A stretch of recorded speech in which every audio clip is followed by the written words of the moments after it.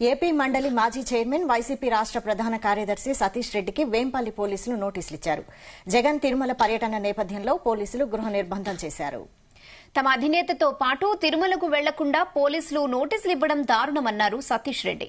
పోలీసులు ప్రజాస్వామ్యాన్ని అపహాస్యం చేస్తున్నారని మండిపడ్డారు.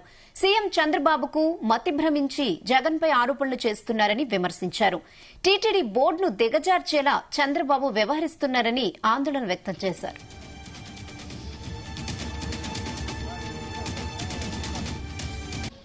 జూన్ 12వ తారీఖున ఎవరు ముఖ్యమంత్రి?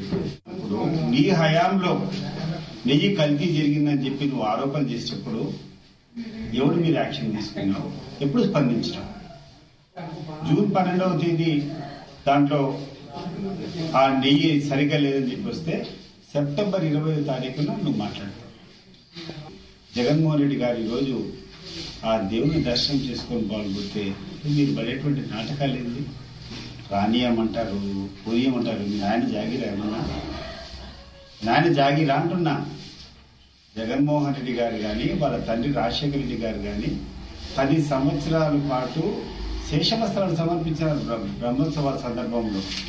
మరి అటువంటి వ్యక్తుల గురించి కొత్తగా మాటలు మాట్లాడము, వక్ర భాషలు చెప్పడము, ఏదో డిక్లరేషన్ సంతకాలు చేయాలనడము కొత్తగా ఈరోజు ఫస్ట్ టైం ఏమన్నా?